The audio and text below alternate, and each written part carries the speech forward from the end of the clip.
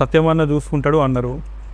మొన్న జరిగిన ఎమ్మెల్యే ఎలక్షన్లలో ఉడ్నాల యజ్ఞేష్ మేడిపల్లి సత్యంకి కొన్ని కోట్లు ఖర్చు పెట్టిండు తప్ప అని ఒక టాక్ అవుతుంది కదా అన్న. ఇప్పుడు అపోజిషన్ పార్టీ ఎవడో చిల్లర నా కొడుకులు చిల్లర మాటలు మాట్లాడుంటారు, ఏదో చిల్లర రాంగ్ అలిగేషన్ చేస్తారు.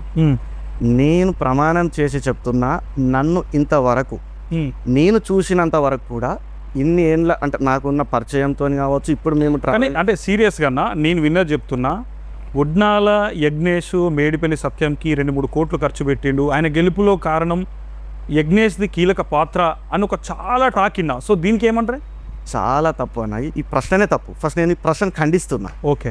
ఎందుకంటే నన్ను ఇంతవరకు ఏ ఒక్క రోజు కూడా నన్ను ఒక 1 సింగిల్ ఎన్పి అడిగినటువంటి దాఖలా లేవు. నేను ప్రమాణం చేసి చెప్తున్నాను. మేడిపల్లి సత్యం నన్ను అడగలేదు, నేను ఇవ్వలేదు. నేను నా ఖర్చులు, నా రాజకీయ ఎదుగుదల కోసం, నాకు మెయింటెనెన్స్ కోసం నేను నా సొంత ఖర్చులు నేను పెట్టుకుంటా. ఇలా నా బండికి డ్రైవర్లు కావచ్చు, నా సోషల్ మీడియా కావచ్చు, ఇంకేదైనా కావచ్చు, అందరి కార్యకర్తల్లాగా నేను కూడా పార్టీ కోసం పనిచేసిన.